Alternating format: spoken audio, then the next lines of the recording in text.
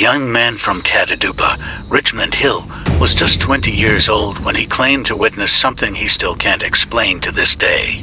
It was early morning, around 5 a.m., and he was walking along a narrow, dark country road to catch a drive.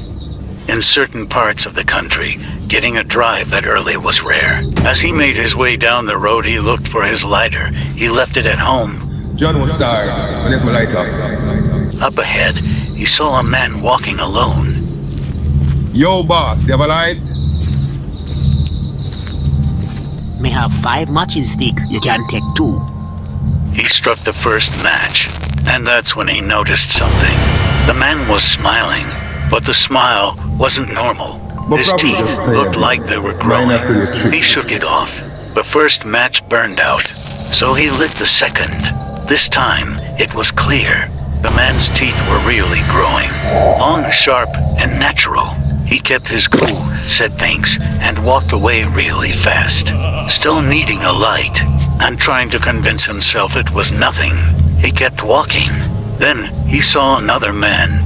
General, you have a lighter? My uncle have 3 matching sticks, but me can give you 2.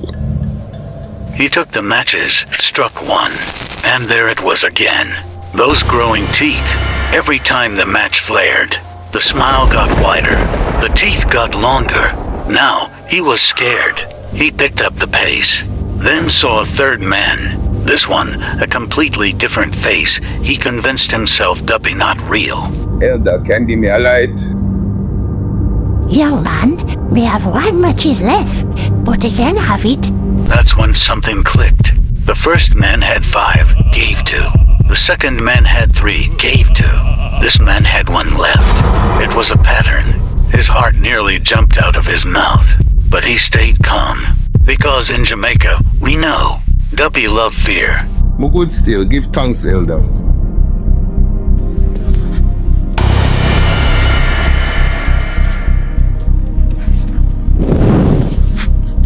When he reached Catadupa Square, he saw another man. Still shaken, he added, Elder, you know me been looking a light. Almost saw a man who say him have 1 matching stick. And me could have take it, but me left it. The man stared at him, then leaned in slightly and said,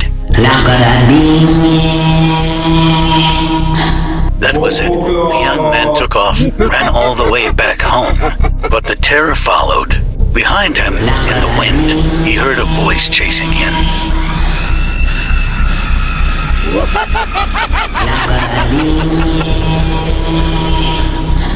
When he finally reached home, he couldn't speak. His mother took one look at him and knew something was wrong.